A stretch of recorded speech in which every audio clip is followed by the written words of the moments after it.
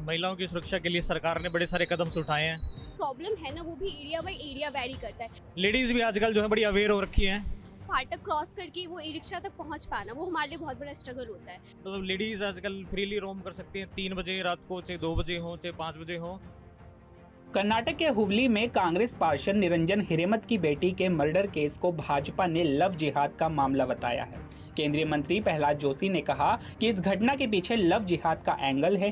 कांग्रेस के शासन में कानून व्यवस्था पूरी तरह से खराब हो गई है। उधर लड़की के पिता ने भी घटना को लव जिहाद का मामला बताया।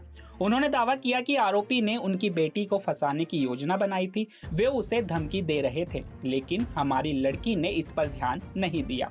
इस बीच राज्य के मुख्यमंत्री सिद्धारमैया ने लव जिहाद के दावों को खारिज कर दिया है। उन्होंने कहा कि यह हत्या निजी कारणों से की गई है और राज्य में कानून व्यवस्था बिल्कुल दुरुस्त है। दरअसल कर्नाटक के हुबली स्थित BVV कॉलेज कैंपस में गुरुवार को कांग्रेस पार्षद निरंजन हिरेमत की 23 साल की बेटी नेहा हिरेमत की चाकू मारकर हत्या कर दी गई। नेहा MCA फर्स्ट ईयर की स्टूडेंट थी। उसी कॉलेज के एक dropout student Fayaz Khondu Naik ने नेहा के गले, पेट सहित शरीर पर चाकू से 7 वार किए। बताया जा रहा है कि हमले में फयाज को भी चोटें आई। दोनों को अस्पताल ले जाया गया, जहां नेहा को मृत घोषित कर दिया गया। घटना का वीडियो सोशल मीडिया पर भी जमकर वायरल हो रहा है। अब इस घटना के बाद जनता की तीखी प्रतिक्रिया भी सामने आई है। देखिए यह खास रिपोर्ट। देखिए, महिलाओं की सुरक्षा के लिए सरकार ने बड़े सारे कदम उठाए हैं। जैसे आप देखोगे कि दिल्ली की DTC की बस के अंदर हर जगह के अंदर कैमरे हैं, एक गार्ड की नियुक्ति की गई है और हर एक स्टेट गवर्नमेंट के अंदर जो है मतलब ऐसे कदम उठाए जा रहे हैं जिनसे महिलाओं की सेफ्टी बढ़े। और लेडीज़ भी आजकल जो है बड़ी अवेयर हो रखी हैं। बड़ी सारी ऐसी ऐप्स हैं जिनके थ्रू जो हैं वो अपने नज़दीक अपने रिश्तेदारों को कम्युनिकेट करके और बता सकती है कि वो कौन सी अपनी लोकेशन के अंदर मौजूद हैं। तो ऐसे बड़े सारे ऐसी इनिशिएटिव्स हैं।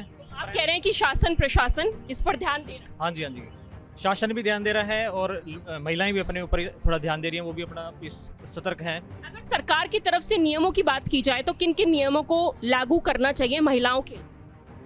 देखिए, इस टाइम पे तो वैसे काफ़ी सारे नियम ऑलरेडी लागू हैं। बड़े सारे ऐसे कानून भी हैं। अगर कोई अंडर एज महिला है तो पॉक्सो एक्ट लागू है। अगर बस में किसी लड़के के साथ कोई छेड़खानी होती है, कहीं रास्ते में किसी लड़के के साथ कोई छेड़खानी होती है, तो बड़े सारे ऐसे एक्ट हैं। महिलाएं स्पेशल वुमेन सेल भी मौजूद हैं दिल्ली के अंदर और हर एक 4-5 जेंट्स के साथ लेडीज़ भी मौजूद मिलती हैं।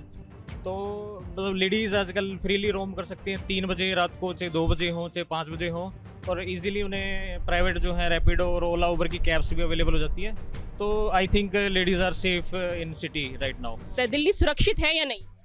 मैम, इंसिडेंट्स तो एवरीडे होते रहते हैं। ऐसा नहीं कि एक ही दिन में हो रहे हैं या कभी तो हो रहे हैं, ऐसा नहीं, एवरीडे होते रहते हैं। और सिक्योरिटी की बात की जाए तो मैं तो महाराष्ट्र मुंबई में ट्रैवल की हूँ, तो आफ्टर 6 o'clock या 7 o'clock उतनी ज़्यादा भीड़ नहीं दिखती वीमेन की। तो कह सकते हैं अभी जो चीज़ें हम जानते हैं, जिन प्लेसेस के बारे में जानते हैं, उनके बारे में उतना ज़्यादा तो नहीं कह सकते। बट बाकी इलाकों में अगर जा रहे हैं, जैसे अलग अलग फील्ड में आप ट्रैवल कर रहे हैं, अलग अलग फील्ड में काम कर रहे हैं, तो कह सकते हैं। आप क्या कहना चाहेंगे, दिल्ली सुरक्षित है या नहीं?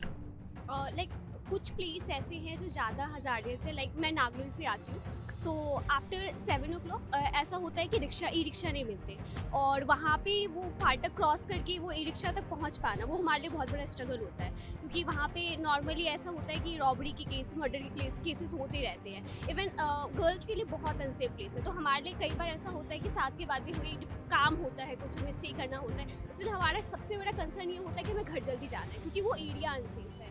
तो ऐसा होता है। इवन गवर्नमेंट को ऐसे क्या एक्शन लेने चाहिए जिससे आप लोग सुरक्षित महसूस कर पाएं?